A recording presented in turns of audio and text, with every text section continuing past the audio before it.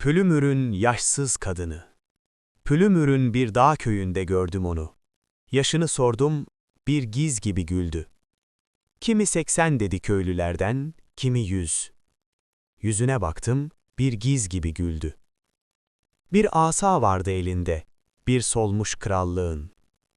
Kadifeden harmanisi üzerinde bir Hititliydi o. Bir Selçukluydu, bir Ermeniydi, bir Kürttü, bir Türk.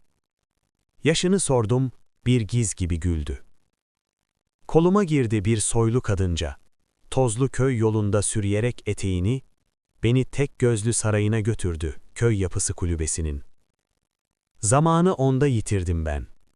Yitik zamanlara onda eriştim. En soylu yoksulluğun toprak döşeli sarayında, bir taç gibi kondu başıma Türkiyeliliğim. Siyaset dediğimizde zihnimizde genellikle böyle çok sert, işte çelikten ve betondan inşa edilmiş bir dünya canlanır ya.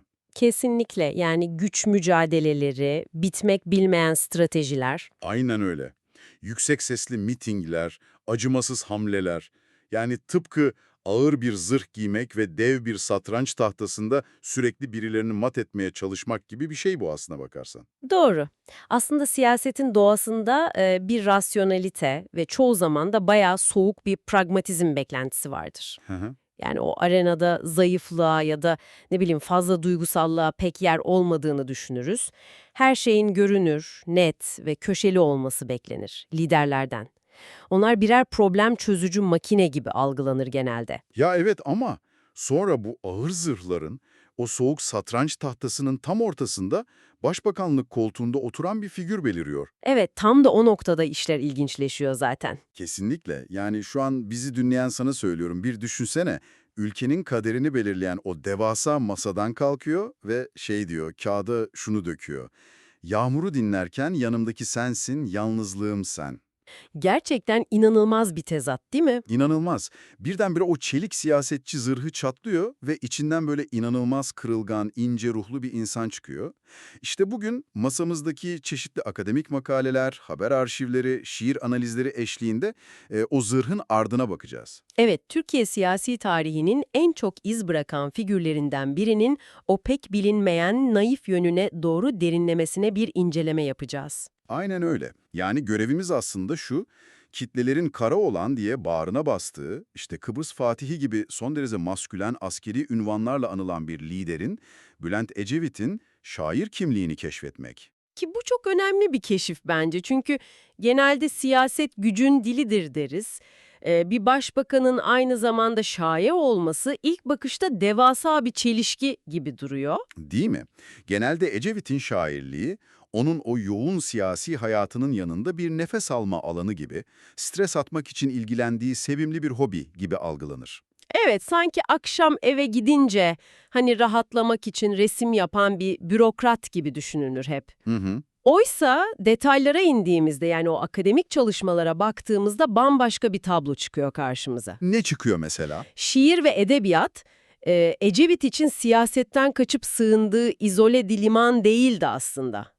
Tam aksine onun siyasi vizyonunun, o meşhur hümanizminin ve ahlak anlayışının bizzat temel taşıydı. Vay canına. Yani siyasetini şiiriyle inşa etti diyorsun. Aynen öyle. O devleti ve toplumu kelimelerle inşa ettiği o şiirsel evrenin bir yansıması olarak yönetmeye çalıştı.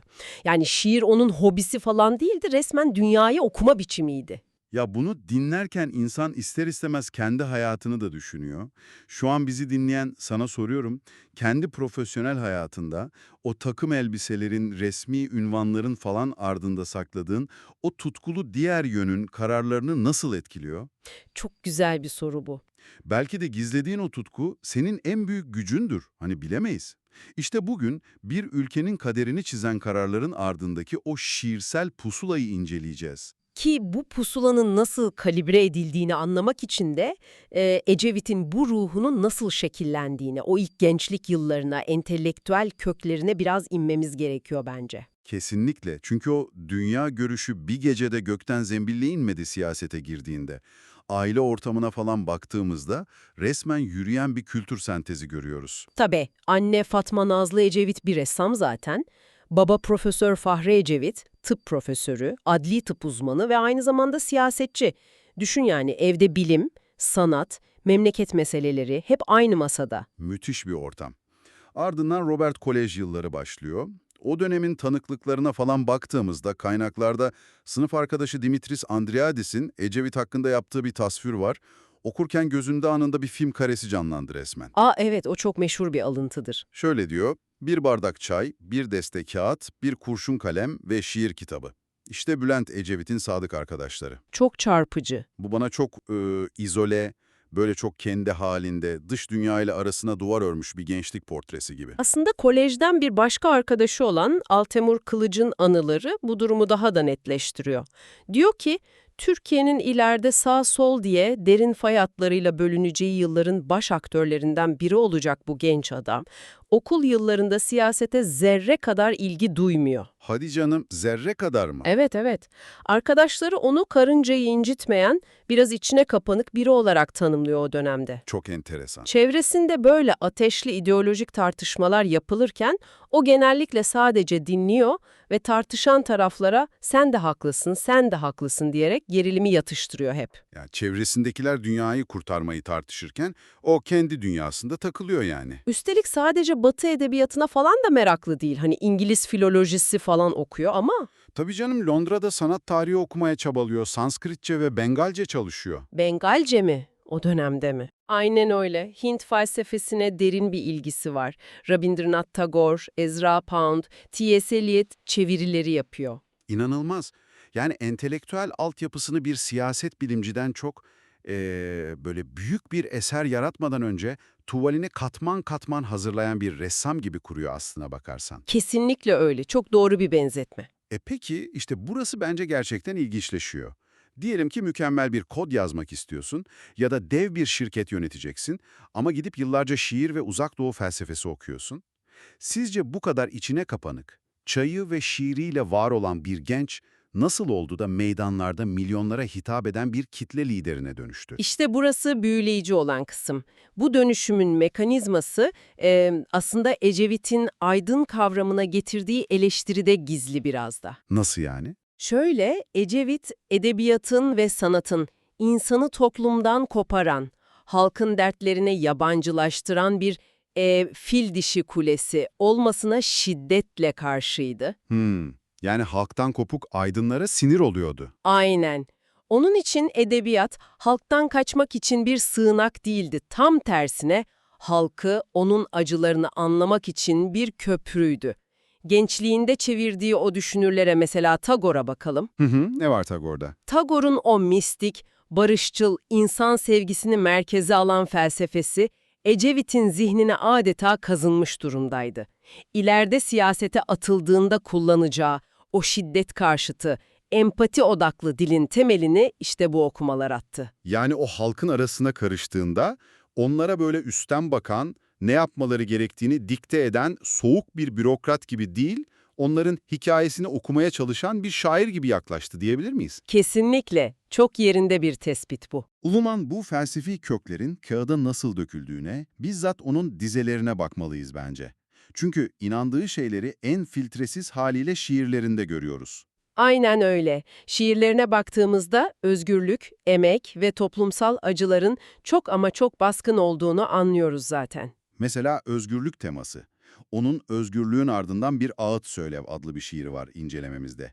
Siyasi bir kavram olan özgürlüğü ne kadar böyle insani, fiziksel ve kırılgan bir boyuta taşıdığını gösteriyor orada. Oradaki hava metaforu muazzamdır mesela. Evet, özgürlüğü havaya benzetiyor, şöyle diyor, havaya benzerdi biraz, varlığı duyulmazdı özgürlüğün, yokluğu dayanılmaz.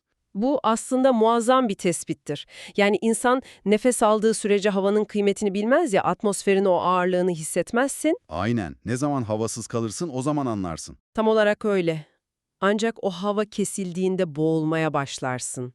Siyasal özgürlükler de Ecevit için böyleydi işte. Doğal bir ihtiyaç, bir yaşam belirtisiydi. Aynı şiirin devamında özgürlüğü konuşturuyor bir de.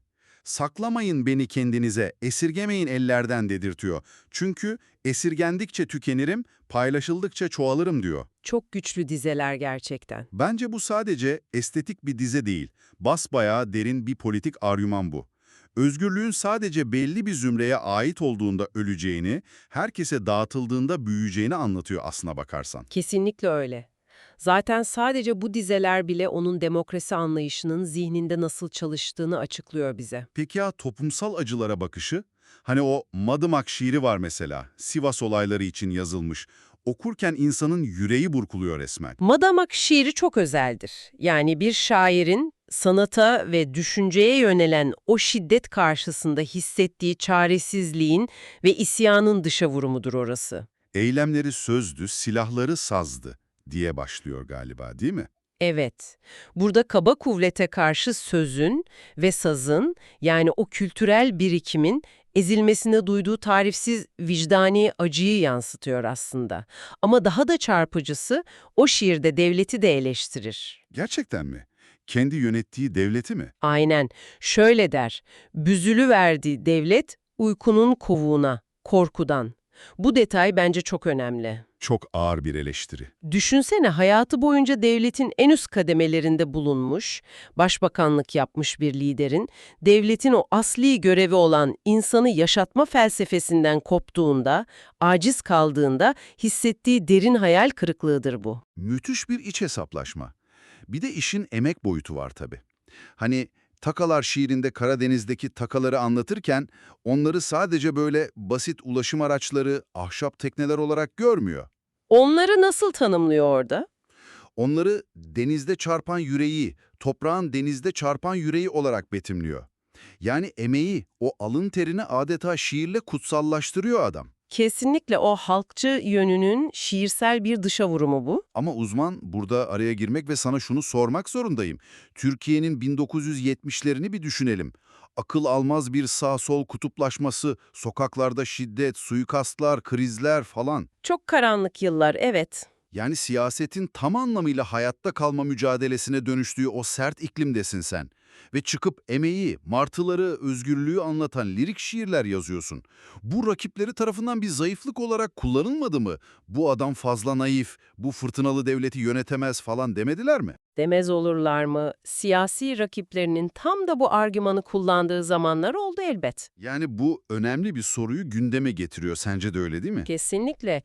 Çoğu siyaset bilimci o tür kriz dönemlerinde böyle şair ruhlu olmanın, sertlik göstermemenin kişiyi siyaseten ezeceğini, pasifize edeceğini düşünür genelde. Normali de budur herhalde. Ama paradoksal bir şekilde Ecevit'te bu durum tam tersi bir etki yarattı aslına bakarsan.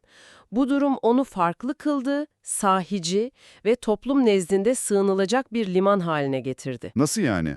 Halk bunu zayıflık olarak görmedi mi? Hayır görmedi çünkü toplum o kutuplaşmadan, bağırış çağrıştan, o sert siyasi zırhlardan o kadar yorulmuştu ki, Ecevit'in o yalın, halkın kendi türkülerinde bulduğu o tertemiz dil, meydanlarda muazzam bir karşılık buldu. Ha, yani Karaoğlan miti öyle masa başında üretilmiş kurnazca bir PR çalışması falan değildi. Asla değildi. O şairin Anadolu topraklarıyla kurduğu o ruhsal bağın halktaki çok doğal bir yansımasıydı. Anladım. Yani halk o nezaketi bir beceriksizlik olarak değil de böyle şiddetten falan yorulmuş bir toplum için güvenli bir hümanist liman olarak gördü. O şair zırhı aslında çelik bir zırhtan çok daha güçlü bir koruma sağladı ona. Aynen öyle. İnsanlar sahnede rol yapan soğuk bir politikacı değil, inandığı değerleri yaşayan sahici bir insan gördüler onda. İyi de bu estetik, bu şiirsel vizyon sadece kağıt üzerinde veya mitinglerde mi kaldı peki? Çünkü Ecevit başbakan oldu, bakanlık falan yaptı. Bu duyarlılık Türkiye'nin yönetim biçimine, siyasi doktrinlere nasıl evrildi? İşte şairin devlet adamına dönüştüğü yer tam da burası. Bunu büyük resimle birleştirirsek, Ecevit siyaseti hiçbir zaman sadece pragmatik bir güç elde etme sanatı olarak görmedi. Yani ne olarak gördü? Onun için siyaset toplumsal bir estetik ve ahlak alanıydı bir bakıma. Mesela geliştirdiği ortanın solu kavramını düşünelim ya da yıllar sonra kurduğu Demokratik Sol Parti'nin felsefesini. Hı hı. Soğuk Savaş yıllarının o katı, dogmatik, keskin hatlı sol teorilerini alıp bunu Anadolu'nun kendi içsel dinamikleriyle, o edebi hümanizmiyle harmanladı. İnsanca ve hakça bir düzen sloganı vardı. Hani o mu? Kesinlikle o. O slogan sadece bir ekonomik gelir dağılımı vaadi değildi ki. İnsanın ruhsal bütünlüğünü merkeze alan felsefi bir arayıştı o. İthal edilmiş katı ideolojik terimler kullanmak yerine doğrudan insanın yüreğine dokunan bir dil inşa etti. Bir saniye. Burada aklıma takılan çok büyük bir çelişki var ama. Karıncayı incitmeyen, sorunları sen de haklısın diyerek çözen, Tagore çeviren bir pasifistten, şairden bahsediyoruz değil mi sabahtan beri? Evet, aynen öyle. Ama aynı adam 1974 yılında başbakan olarak ordulara Kıbrıs'a çıkma emri veriyor. Yani bu devasa bir askeri operasyon, gerçek bir savaş durumu aslına bakarsan. Çok haklısın. Bu gerçekten de kariyerindeki en çok tartışılan dönemeçlerden biridir. Yani bir şairin zihni kan, barut ve jeopolitik krizin olduğu bu kadar sert bir askeri kararı kendi içinde nasıl meşrulaştırıyor?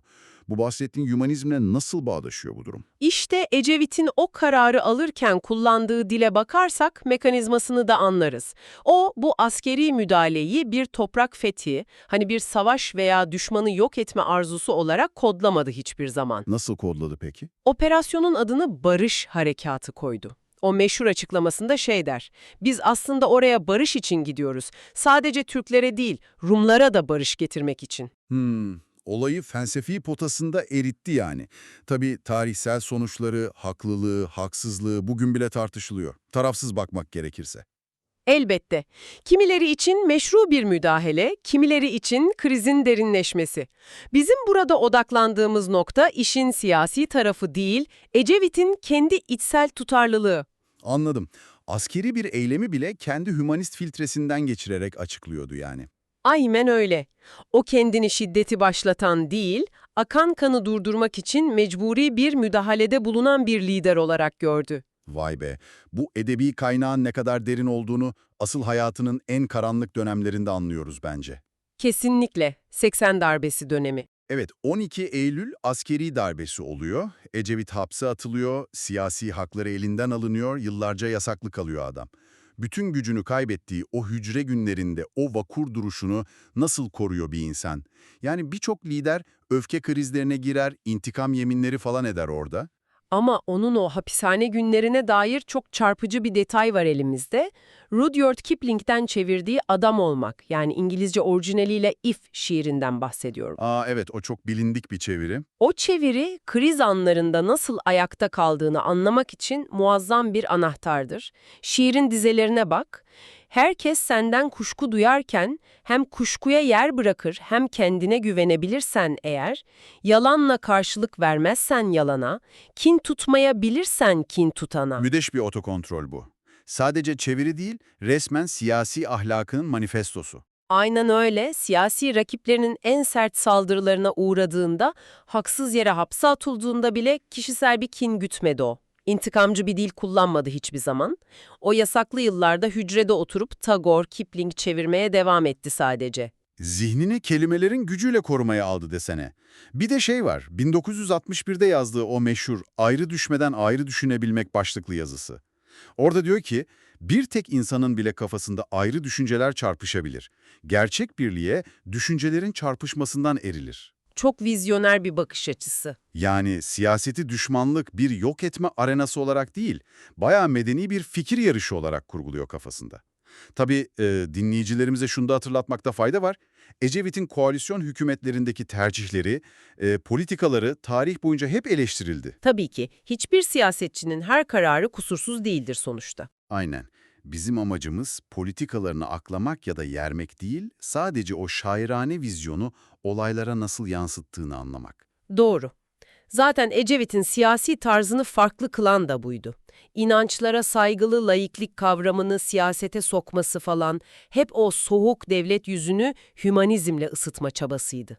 Yani o hayalini kurduğu özgürlük cennetini Türkiye'nin o kaotik ortamında kuramadan önce aslında kendi zihninde kelimeleriyle çoktan kurmuştu diyebilir miyiz? Kesinlikle diyebiliriz. Bu harika bir özet oldu. Resmi ünvanlarını falan kaybettiğinde bile entelektüel gücünü hiç kaybetmedi o. Tagore'dan çevirdiği gibi korkunun kalmadığı, bilginin serbest olduğu dünya vizyonunu hiç terk etmedi. Şair kimliğiyle devlet adamı kimliğini müthiş bir sentezde birleştirdi. Karşımızda sadece ekonomik krizler yönetmiş tipik bir başbakan yok yani. Bülent Ecevit, kendi şiir kitabının adında dediği gibi, hayat dalgalar gibi üstümüzden geçerken bile dürüstlüğünü ve insan sevgisini kaybetmeyen bir entelektüeldi. Gücün yozlaştırmadığı, edebiyatın da dünyadan koparmadığı nadir bir figürdü gerçekten. O halde en başta konuştuğumuz o meseleye, kendi hayatlarımıza dönelim. Bugünün o amansız rekabet ortamında, iş hayatının o plazaların sert kuralları içinde ezilmeden insan kalabilmek için senin şiirin ne? Resmi maskeni çıkardığında nefes almanı sağlayan o kök neresi? Belki de bu sorunun cevabını Ecevit'in Robot şiirinde aramalıyız. Orada makineleşmeyi anlatırken şey der, çeliğin çürümesi kadar uzaktır bir robotun sonu. Sonra o robotun hiçbir şey hissetmeyen bir yığına dönüştüğünü anlatır. Çeliğin çürümemesi ama hiçbir şey hissetmemesi. Bu çok katmanlı, çok acayip bir tespit gerçekten. Üstelik çok da kışkırtıcı bir soru bu. Acaba Ecevit'in bahsettiği bu hissizleşme sadece makinalar için miydi? Yoksa günümüzün empatiden yoksun, sadece rakamlara tapan, insanı veri noktası gibi gören sistemleri içinde yazılmış bir kehanet olabilir mi? Bizler insanlığımızı sistemlere kurban edip, hepimiz çelik gibi çürümez ama hiçbir şey hissetmez birer robota mı dönüşüyoruz yoksa? Satranç tahtasında kırılmaz çelikten hissiz bir piyon mu olmak? Yoksa tüm o fırtınalara rağmen kendi türküsünü söyleyen kırılgan bir şair kalabilmek mi? Sence hangisi gerçek güç? Seni bu düşünceyle baş başa bırakıyoruz. Bir sonraki derinlemesine incelemede yepyeni bir konuyla buluşmak üzere, hoşça kal.